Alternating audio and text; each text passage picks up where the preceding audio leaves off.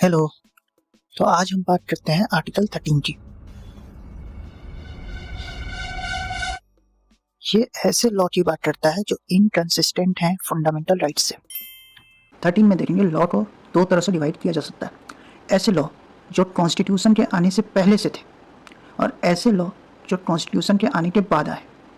तो जो पहले से थे उसमें डॉक्ट्रिन ऑफ इक्लिप्स और डॉक्ट्रिन ऑफ सेवरेबिलिटी लग सकती है। इक्लिप्स होता है थोड़े समय के लिए किसी लॉ को छिपा लेना, मतलब कि डोरमेंट कर देना, और सेवरेबिलिटी होती है फिल्टर आउट करना, है ना। जो बाद में आए उसमें बस सेवरेबिलिटी लगती है और जो पहले आए उसमें इक्लिप्स और सेवरेबिलिटी दोनों ही लग सकती है। फंडामेंटल राइट प्रोस्पेक्टिव है। आर्टिकल 13 ने जुडिशियल रिव्यू का सिस्टम कॉन्सेप्ट इंट्रोड्यूस किया। फंडामेंटल राइट्स जस्टिसिएबल है, इन्फोर्सिएबल है ना। अब आते हैं डॉक्ट्रिन ऑफ सेवरेबिलिटी पे। ये कब अप्लाई होता है, इसका जवाब मिला था केस में general traders versus state of Andhra Pradesh 1984 supreme court. इसमें जनरल प्रिंसिपल बताया गया। तो सबसे पहले तो इंटेंशन ऑफ लेजिस्लेचर होना चाहिए।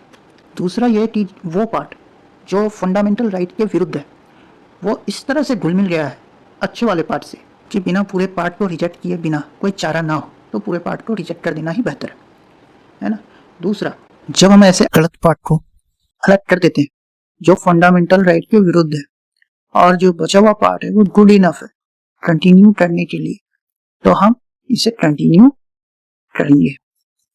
Article 13 clause 3 sub clause A में जो लॉ है उसमें पर्सनल लॉ नहीं आता।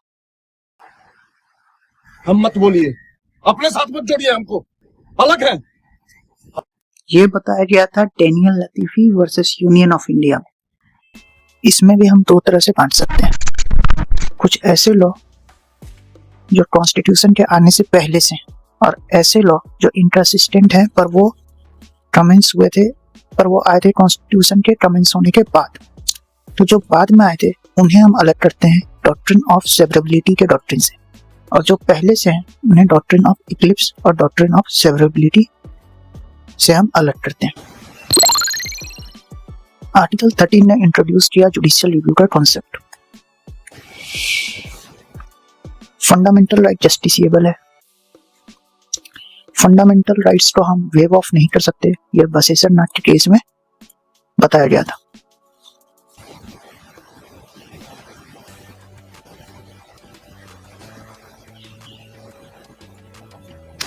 Constitutional amendment act fundamental right को अल्टर नहीं कर सकता, ये कौलनाथ केस में हमें बताया गया था, पर ये ओवर रूल हो जाता है 24th कॉन्स्टिट्यूशनल अमेंडमेंट एक्ट से, और फिर इसे चैलेंज किया गया केशवानंदा भारती केस में, जहां पे 24th कॉन्स्टिट्यूशनल अमेंडमेंट एक्ट को अपहेल्ड किया गया।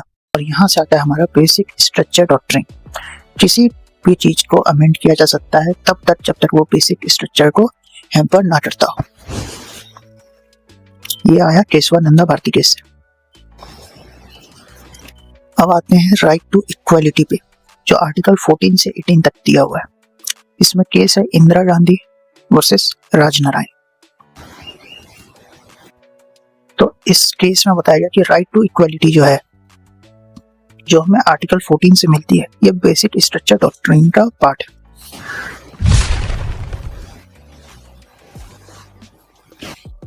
इक्वल प्रोटेक्शन ऑफ लॉ और इक्वलिटी बिफोर लॉ, दोनों में क्या अंतर है? तो ये positive concept equal protection of law, ये अमेरिका से लिया गया था।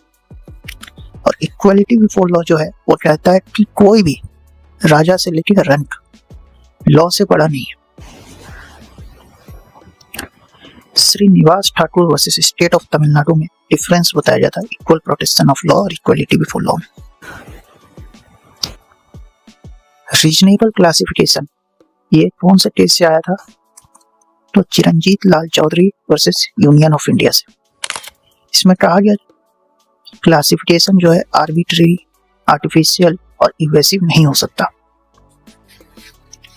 और रीजनेबल क्लासिफिकेशन का जो टेस्ट है वो दिया गया था R K. Dalmia versus Tendolkar justice case में। इसमें और भी केस हैं, Satyawati Sharma, Ajay Hasia, Air India versus Nergesh Meerza, Gita Hariharan.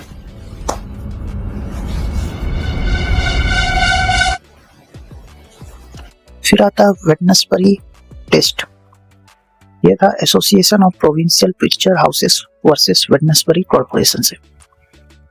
इसमें कहा गया कि जब तक कुछ बहुत बड़ा प्रॉब्लम ना हो, है ना, जहाँ क्लियर अनरीजनेबलनेस ना दिख रहा हो, मैटर को नहीं लिया जाना चाहिए। फिर कॉमन एंट्रेंस टेस्ट पे केस आया था Pradeep Jain versus union of India.